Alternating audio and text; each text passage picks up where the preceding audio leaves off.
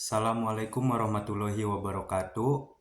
Perkenalkan, nama saya Fahmi Alamsyah dengan NIM 22821338083 dari jurusan Akuntansi Syariah kelas 3D. Tujuannya dibuat video ini yaitu untuk memenuhi mata kuliah Akuntansi Syariah. Di sini saya akan mengambil judul yaitu Akad Musyarakah. Langsung saja kita mulai ke pembahasannya. Pengertian akad musyarakah.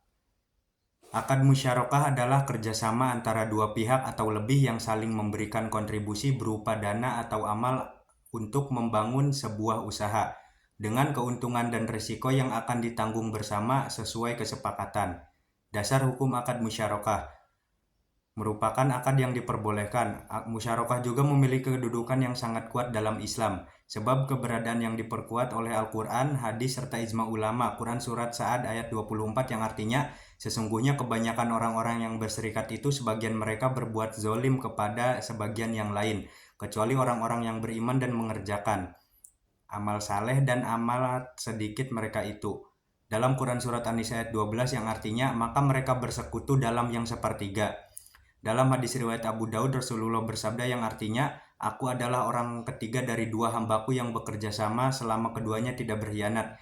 Jika salah satunya berkhianat, maka aku akan keluar dari keduanya dan penggantinya adalah setan.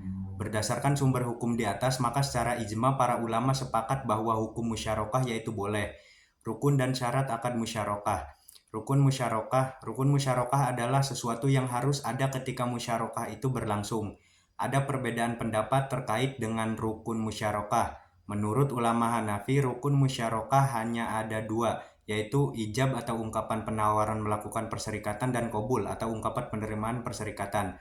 Jika ada yang mendapatkan selain ijab dan qabul dalam rukun musyarakah seperti adanya kedua orang yang berakad dalam objek akad menurut Hanafi, itu bukan termasuk rukun tetapi termasuk syarat. Syarat musyarakah. Yang pertama, sesuatu yang berkaitan dengan semua bentuk musyarakah baik dengan harta maupun dengan yang lainnya.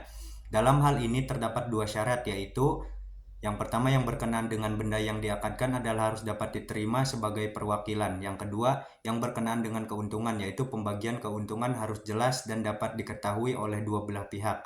Misalnya setengah, sepertiga, dan lain sebagainya. Yang kedua, sesuatu yang berkaitan dengan musyarakah, mal atau harta. Dalam hal ini terdapat perkara yang harus dipenuhi, yaitu bahwa modal yang dijadikan objek akad musyarakah adalah pembayaran, seperti junai, rial, dan rupiah. Yang dijadikan modal atau harta pokok ada ketika akad musyarakah dilakukan, baik jumlahnya sama maupun berbeda. Yang ketiga, sesuai yang bertalian dengan syarikat muwafadoh disyaratkan modal pokok harta dalam syirkah mufawadoh harus sama bagi yang bersyirkah ahli untuk kafalah. Bagi yang dijadikan objek akad disyaratkan syirkah umum, yakni pada semua macam jual beli atau perdagangan. Lalu jenis-jenis akad musyarakah. Secara garis besar, akad musyarakah dikategorikan sebagai dua jenis, yakni musyarakah kepemilikan dan musyarakah akad.